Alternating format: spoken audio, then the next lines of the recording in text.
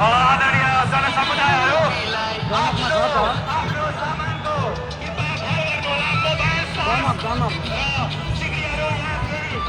महानुभावहरूको सिक्री झरेको अथवा कसैले लिएको भन्ने सूचना भेटाउनु हो भने फिर्ता गरी हामी हार्दिक अपिल गर्दछौँ। बालेन शाह जिन्दाबाद।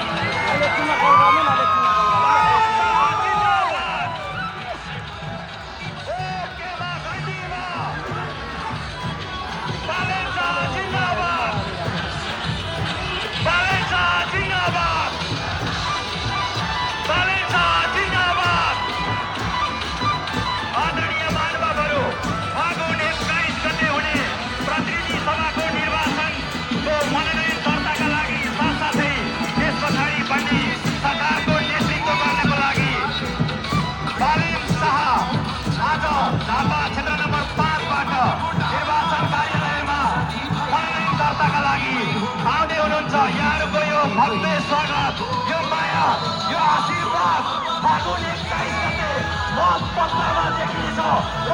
भारी बहुमतले यो देशको नेतृत्व गर्ने युवालाई झापा पासले जन्माउनेछ भन्ने तपाईँ हामी सबैको विश्वासलाई हामीले फागुन 21 गते घर घरबाट गाउँ गाउँबाट